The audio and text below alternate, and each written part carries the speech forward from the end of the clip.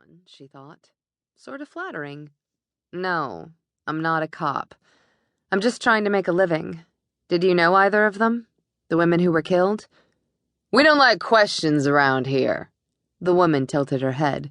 If you're trying to make a living, let's see you do it.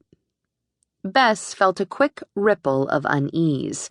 Not only was the woman gorgeous, she was big. Big and suspicious. Both qualities were going to make it difficult for Bess to hang back on the fringes and observe. But she considered herself an agile thinker and a quick study. After all, she reminded herself, she'd come here tonight to do business. Sure. Turning, she strutted slowly along the sidewalk. Her hips, and she didn't for a minute believe that her butt was skinny, swayed seductively. Maybe her throat was a little dry. Maybe her heart was pounding a bit too quickly. But Bess McNee took a great deal of pride in her work. She spotted the two men half a block away and licked her lips. The one on the left, the dark one, looked very promising. Look, rookie. The idea is to take one, maybe two. Alex scanned the sidewalk ahead. Hookers, drunks, junkies, and those unfortunate enough to have to pass through them to get home. My snitch says that the tall black one, Rosalie, knew both the victims. So why don't we just pick her up and take her in for questioning?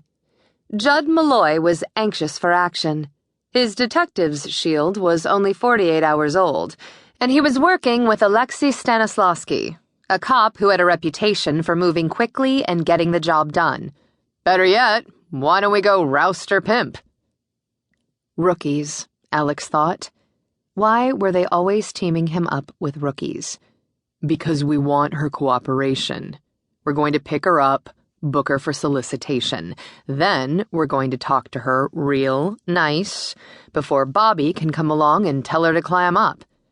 If my wife finds out I spent the night picking up hookers, a smart cop doesn't tell his family anything they don't need to know. And they don't need to know much. Alex's dark brown eyes were cool, very cool, as they flicked over his new partner's face. Stanislaski's rule number 1.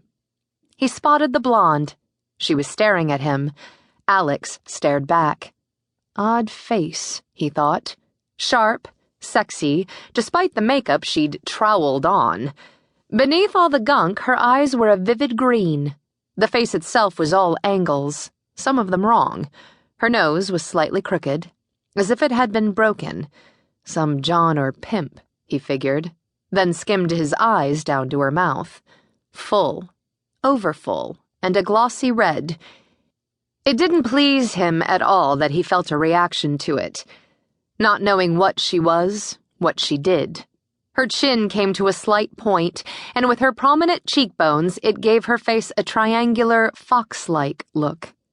The clinging tube top and spandex capri pants showed every inch of her curvy, athletic little body. He'd always been a sucker for the athletic type, but he reminded himself just where this particular number got her exercise. In any case, she wasn't the one he was looking for. Now or never, Bess told herself, feeling her new acquaintance's eyes on her. Hey, baby. Though she hadn't smoked since she'd been 15, her voice was husky. Saying a prayer to whatever gods were listening, she veered in on Alex. Want a party? Maybe. He hooked a finger in the top of her tube and was surprised when she flinched. You're not quite what I had in mind, sweetie. Oh? What next? Combining instinct with her observations, she tossed her head and leaned into him. She had the quick impression of pressing against steel, hard, unyielding, and very cool. Just what did you have in mind? Then, for a moment, she had nothing at all on hers. Not with the way those dark eyes cut into her, through her. His knuckles were brushing her skin, just above the breasts. She felt the heat from them, from him.